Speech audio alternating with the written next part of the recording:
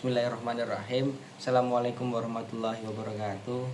Sebenarnya kami dari kelompok 6 ingin mempresentasikan tentang investasi dan pasar modal syariah. Untuk itu mungkin pertama kali akan dipaparkan oleh Maimun.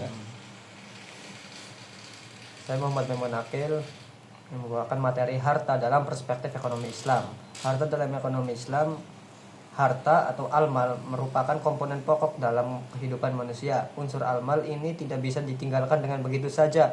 Dengan harta, manusia bisa memenuhi kebutuhannya baik yang bersifat materi ataupun imateri. Menurut Wahbah Az-Zuhaili, secara linguistik, al-mal didefinisikan sebagai segala sesuatu yang dapat mendatangkan ketenangan dan bisa dimiliki oleh manusia dengan sebuah upaya pekerjaan, baik sesuatu itu berupa zat, materi ataupun berupa manfaat. Berdasarkan definisi di atas, sesuatu itu akan dikatakan sebagai al-mal jika memenuhi dua kriteria. Yang pertama, sesuatu itu harus bisa memenuhi kebutuhan manusia hingga pada akhirnya bisa mendatangkan kepuasan dan ketenangan atas terpenuhinya kebutuhan tersebut, baik bersifat materi ataupun imateri. Sesuatu itu harus berada dalam genggaman kepemilikan manusia. Konsekuensinya, jika tidak bisa atau belum dimiliki, maka tidak bisa dikatakan sebagai harta. Harta dalam mekanisme pengolahan. Hak milik atau kepemilikan ialah hubungan antara hak manusia dengan harta yang ditetapkan oleh syara, di mana manusia memiliki kewenangan khusus untuk melakukan transaksi terhadap harta tersebut sepanjang tidak ditemukan hal yang melarangnya. Dalam kepemilikan ini, bentuk harta yang dimiliki oleh seseorang, namun manfaat harta tersebut dapat dirasakan juga oleh orang lain seperti sumber daya alam yang berupa tanah, air, hutan, atau kebun yang diolah untuk menghasilkan produk, mesin, dan teknologi atau bentuk modal seperti investasi. Selanjutnya, konsep fundamental yang akan dilakukan oleh Mas Nopal. Selanjutnya, konsep fundamental berdasarkan prinsip syariah. Pengertiannya dan tujuan investasi. Dalam kamus istilah pasar modal dan keuangan, kata investasi diartikan sebagai penanaman uang atau modal dalam suatu perusahaan atau proyek untuk tujuan memperoleh keuntungan. Sedangkan dalam kamus lengkap ekonomi, investasi didefinisikan sebagai penukaran uang dengan bentuk-bentuk kekayaan lain seperti saham atau harta tidak bergerak yang diharapkan dapat ditahan selama periode waktu tertentu supaya menghasilkan pendapatan. Tujuan investasi sendiri adalah mendapatkan sejumlah pendapatan keuntungan.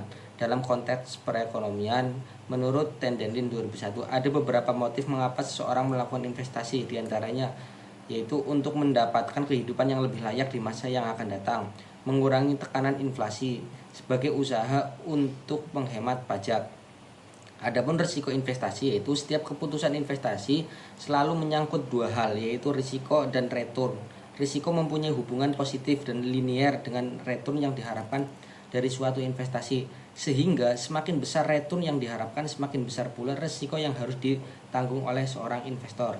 Dalam analisis tradisional, risiko total dari berbagai aset keuangan bersumber dari satu, interest rate risk atau risiko suku bunga, kedua risiko pasar, risiko inflasi, risiko bisnis, risiko keuangan, risiko likuiditas, risiko nilai tukar, dan risiko negara. Dan investasi dalam perspektif syariah. Investasi merupakan salah satu ajaran dari konsep Islam yang memenuhi proses tadrij dan tritomi pengetahuan tersebut. Hal tersebut dapat dibuktikan bahwa konsep investasi selain sebagai pengetahuan juga bernuansa spiritual karena menggunakan norma syariah, sekaligus merupakan hakikat dari sebuah ilmu dan amal. Oleh karenanya investasi sangat dianjurkan bagi setiap muslim. Hal tersebut dijelaskan dalam Al-Quran surat Al-Hasyr ayat 18. Sedangkan norma dalam berinvestasi, yaitu sebelum membahas bagaimana kriteria norma dan aturan investasi syariah, ada beberapa prinsip dasar transaksi menurut syariah dalam investasi keuangan yang ditawarkan menurut Pancowinoto sebagai berikut. Pertama adalah norma dalam berinvestasi, yaitu transaksi dilakukan atas harta yang memberikan nilai manfaat dan menghindari setiap transaksi yang dolim. Setiap transaksi yang memberikan manfaat akan dilakukan bagi hasil. Uang sebagai alat pertukaran bukan komoditas perdagangan, di mana fungsinya adalah sebagai alat pertukaran nilai yang menggambarkan daya beli suatu barang atau harta. Sedangkan manfaat atau keuntungan yang ditimbulkan berdasarkan atas pemakaian barang atau harta yang dibeli dengan uang tersebut. Resiko horor maisih dalam perspektif syariah. Lafal horor secara etimologi bermakna kekhawatiran atau resiko, dan horor berarti juga menghadapi suatu kecelakaan, kerugian, dan suatu kebinasaan, dan tahrir adalah melibatkan diri dalam suatu horor. Resiko horor maisir dikatakan horor binafsi wa malihi tahriron berarti aradhuhu lihaikah min khairi ansyarif.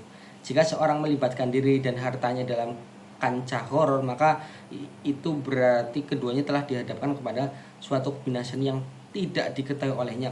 Horor juga dikatakan sebagai suatu yang bersifat ketidakyakinan, uncertainty. Jual beli horor berarti sebuah jual beli yang mengandung unsur ketidaktahuan atau ketidakpastian, jahalah antar dua pihak yang berinteraksi, atau jual beli sesuatu objek akan tidak diyakini dapat diserahkan. Selanjutnya kita akan membahas tentang obligasi dan bagaimana pengertian obligasi akan disampaikan oleh sahabat saya.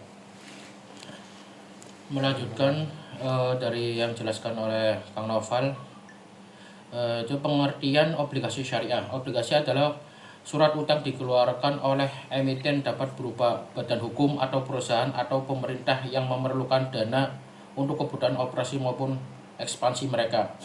Karakteristik obligasi syariah. Secara umum terdapat beberapa karakteristik obligasi syariah, diantaranya nilai obligasi, angka waktu obligasi, tingkat suku bunga, jadwal pembayaran, tahap pembelian obligasi, membuka rekening, paham produk obligasi, lakukan analisis, memberikan amanat beli, sisipkan dana, penyelesaian pembiayaan obligasi.